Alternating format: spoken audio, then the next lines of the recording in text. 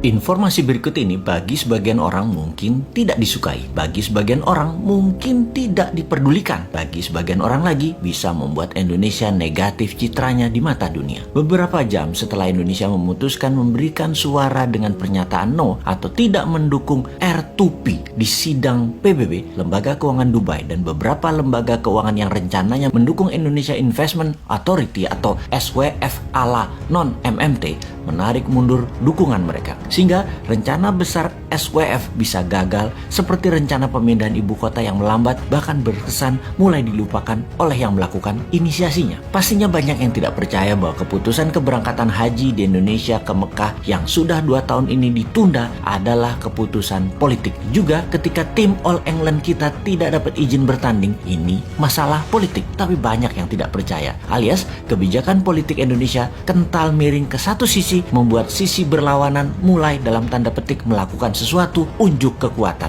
Akhirnya hanya Tiongkok yang BUMN-nya mau bekerja sama dengan BUMN Indonesia. Hanya vaksin Tiongkok yang besar jumlahnya yang mau disediakan untuk Indonesia. Adakah informasi sekilas ini ada benarnya atau praduga tak ada alasan seperti info yang disampaikan para buzzer bayaran ahli pecah belah bangsa ini? Apa itu R2P yang dijawab oleh Indonesia no dengan alasan yang mengada-ngada? Lebih tepatnya maksa alias vote no-nya biar berkesan tidak membela kakak tertua Indonesia saat ini yang bernama Tiongkok. R2P adalah Resolusi Responsibility to Protect, yaitu Indonesia menolak untuk bertanggung jawab melindungi dan mencegah genosida, kejahatan perang, pembantaian etnis, dan kejahatan terhadap kemanusiaan. Kalau disederhanakan, Indonesia itu mendukung genocide, mendukung kejahatan perang, mendukung kejahatan etnis, dan mendukung kejahatan terhadap kemanusiaan. Namun, pinternya dibungkus dengan pernyataan resolusi itu salah prosedur, yang ketika ditanya prosedur mana atau apa prosedur yang benar versi pemerintah Indonesia, nggak bisa jawab juga. Sudahlah, Anda pejabat itu membela kejahatan perang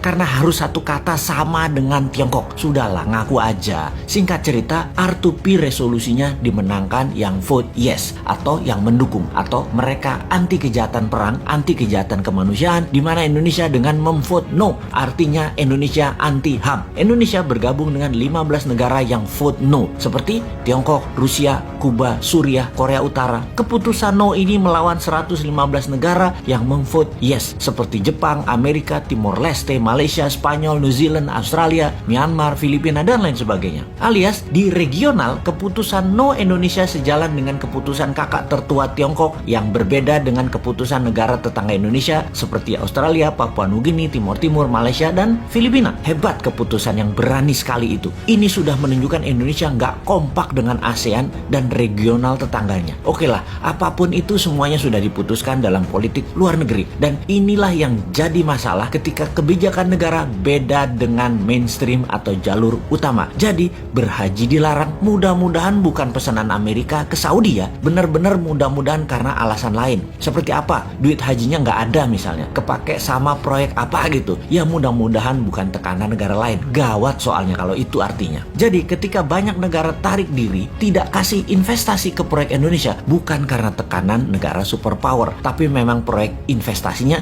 tidak menguntungkan, atau bunga pinjaman IMF yang rata-rata negara lain dapat 4%-an, Indonesia 2% lebih mahal, sekitar 6%-an, sehingga bunga pinjaman yang dibebankan ke APBN hampir senilai 290 triliun ini karena tingginya bunga pinjaman. Sekali lagi, bunga lebih tinggi bukan pesanan negara superpower, mudah-mudahan ya, karena Indonesia nggak menarik. Efek Indonesia menolak atau vote no Indonesia dalam UN Watch dimasukkan sebagai daftar negara memalukan atau list of shame country. Juga Amnesty International menyayangkan keputusan Indonesia ini, bahkan banyak yang menyarankan mending abstain sekalian ketimbang menolak no. Ya sudahlah, semoga semua selamat dan semoga tetap banyak yang tidak peduli dengan hal-hal seperti begini. Teruslah menjual diri untuk 2024 walau tanpa konsep bernegara. Silahkan membangun model populer dan terlihat suci. Toh rakyat sama seperti bosman ini, bodoh semua. Jadi wahai rakyat, tetaplah rebahan, tetaplah tidak peduli, tetaplah tidak bermanfaat, dan tetaplah menjadi beban APBN.